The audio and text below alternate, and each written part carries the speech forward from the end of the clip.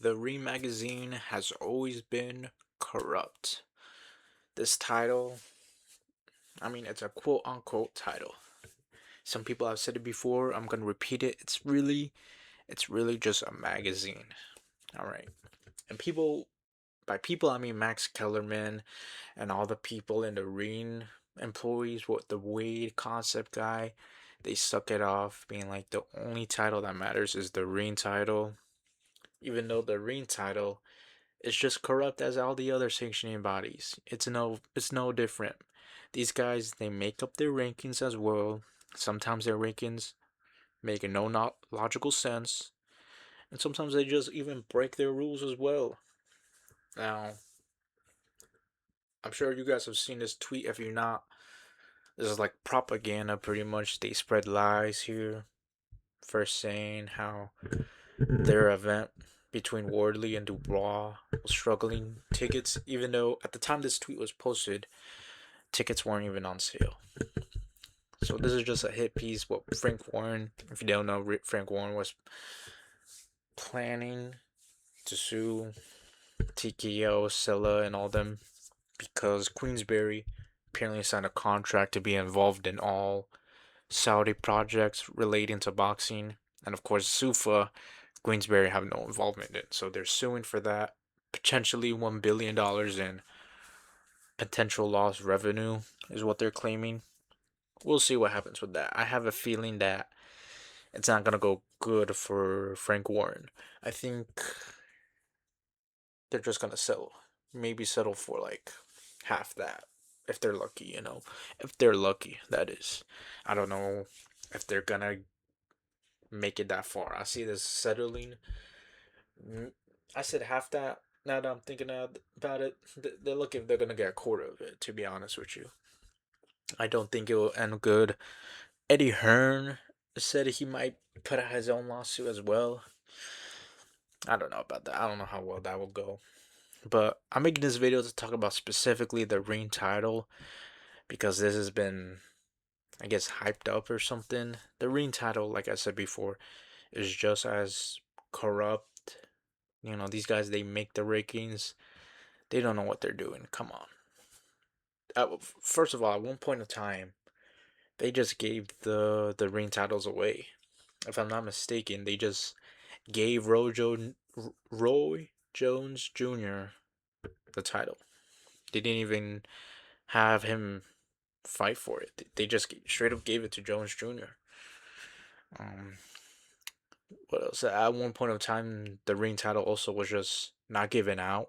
So even if the number one and number two guy were fighting, well, the Ring title they weren't giving out titles. So at that point of time, like the people that say the Ring title is the only title that matters, well, at one point of time the Ring title wasn't given out. So how? So you had these guys who became the man in their division, but they didn't get this prestigious Ring title. And of course, they with the rankings and such, they've done so many corrupt stuff. Let me see if I can find it on their Twitter because they uploaded a picture of it. Oh wait, here it is. Speaking of it, the welterweight rankings. Funny enough, I have two other examples, and they're the welterweight division. For some reason, it's like cursed or something. But Rolando Romero, number 5. Before this month, Rolly Romero wasn't even ranked in the welterweight division. He wasn't. By Ring Magazine, they didn't even rank him. Now, I'm not a fan of Rolly. I think he's okay or whatever, but by merit of having a title and also beating Ryan Garcia, he should have been top 10. Top 10. But for some reason, they just didn't rank him. Ryan Garcia also wasn't ranked. Mario Barrios before this, I think, was like 9. He was either 9 or 8. But so for some reason, Ryan Garcia beating the number 8 or 9 guy went from him being unranked to shooting him up to 4. What does that make? Does that make any sense? If rankings are legit, if you were to beat the number 8 let's just say he's 8, just for the sake of the argument. If you beat the number 8 guy, then I would say the number 8 guy goes to 10, and then the guy that just beat the number 8 guy, they slide into 8. That makes perfectly sense. And some people will say, oh, well, Ryan Garcia dominated Barrios. That's why he shoots right up. I'm sorry, but wasn't Mario Barrios universally hailed as like the worst champion in boxing, one of the worst like boxers, like you know. So how can you hype that up truly? All right, the Re magazine barely put him on, barely put him on the list.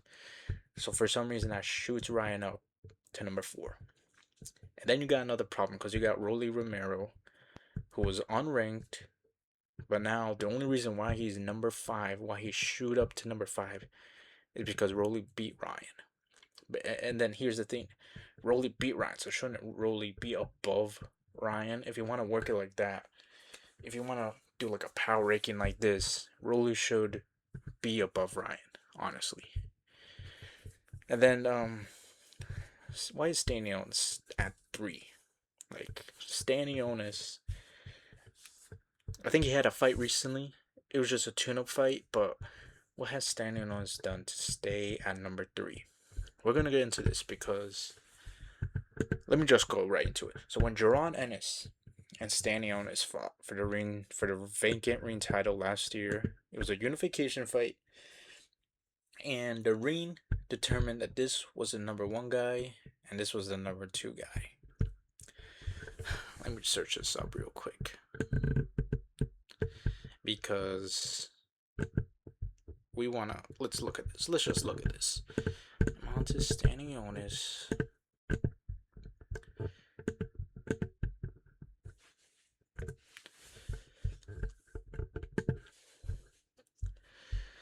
So yeah, there's that tune-up he had.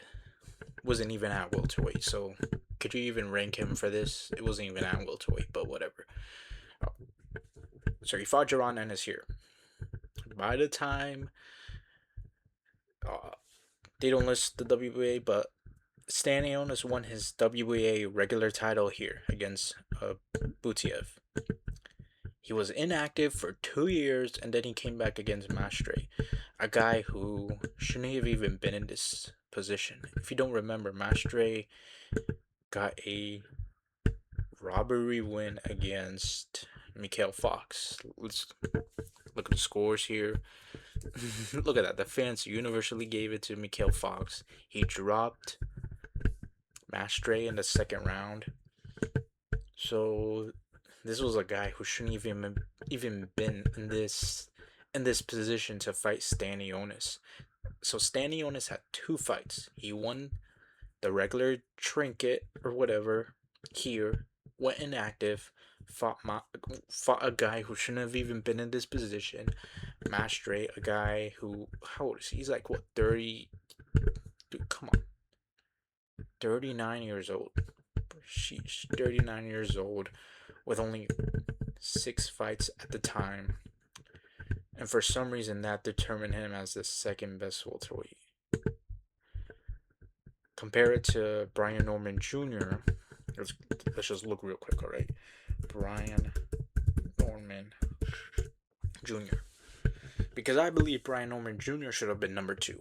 Stanionis should have been like what, number 3? Honestly, and I won't make it here, but you can make the argument that at the time of when Jaron Ennis was still here, it probably should have been Ennis, Norman, Barrios, Stanionis. Because Barrios beat Yordenis Ugas, who was was a better name than who Stanionis beat, which was Butiev and I already forgot that guy's name, Mastre, Gabriel Mastre. So you can honestly say, fuck it, I'm gonna say it. It should have been Jaron Ennis, Brian Norman Jr., Mario Barrios, then Stanionis. Because Brian Norman Jr. won the interim title here against Giovanni Santillan. a guy who I will definitely rate better than Gabriel Mastre, because Giovanni Santillan, in his own right, was coming off of a win against Alexis Rocha, I, who like he was a completely sizable underdog. I think he was like plus 500 or something. And then he came into this fight. Brian Norman Jr. I think was like plus 300, and Brian Norman Jr. completely stopped him. So he Brian Norman Jr. had a much more credible win than Stanionis, and yet he was only ranked number three.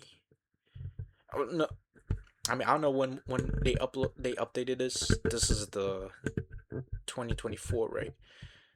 December. Let me look. I mean, yeah. So the Giovanni Santillan fight already happened, and yet they still only had it on number five. That doesn't make any sense. That doesn't make any sense to me. He, Brian Norman Jr. destroyed this guy, and yet he's only one position above him. That doesn't make any sense. Why is David Avanesian?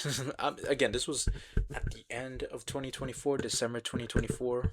So obviously it could have changed.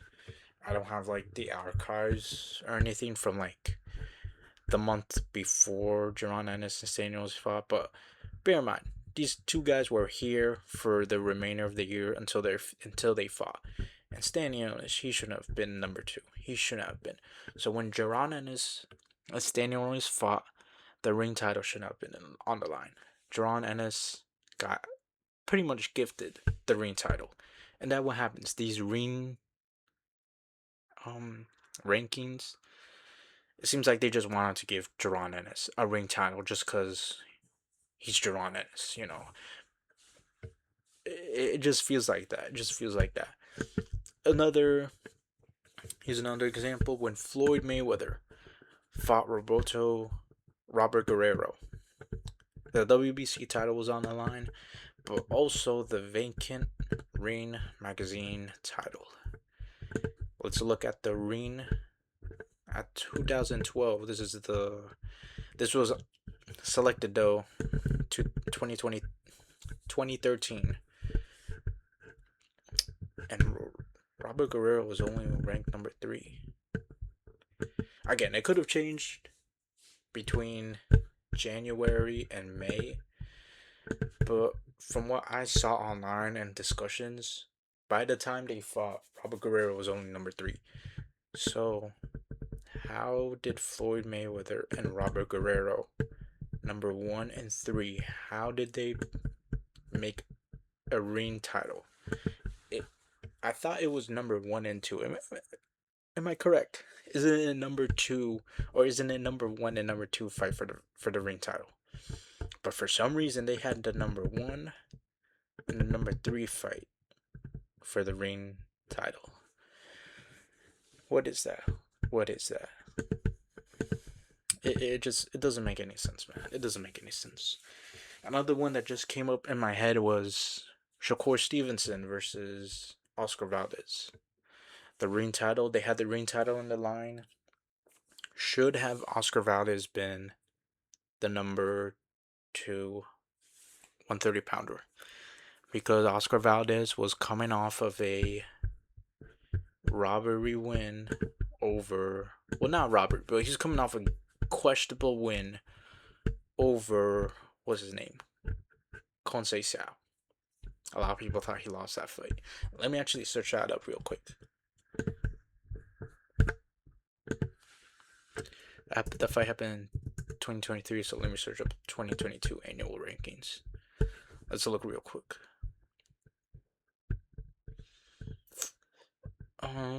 So Oscar Valdez was always rated as number one. This was before Shakur didn't move up yet at this point in time when these rankings were up. So I guess Oscar Valdez was just always number one, I guess, huh?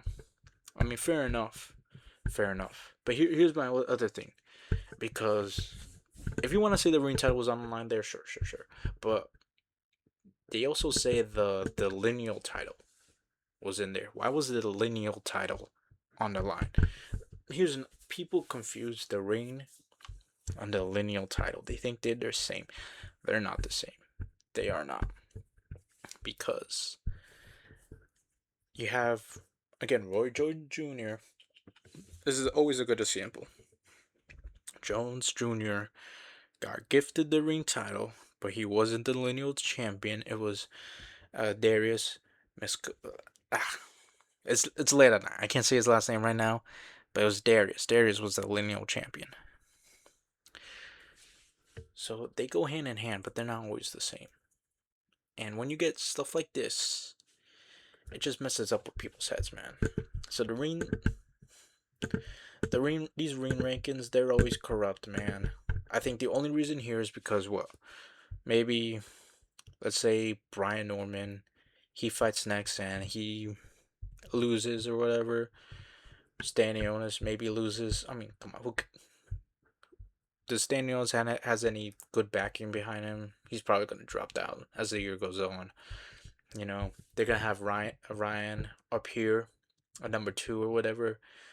Devin Ryan will rematch for the vacant Ring Magazine welterweight, even though Devin Haney and Ryan Garcia are not the number one and number two welterweights. They're not. I'm assuming that's what they're planning.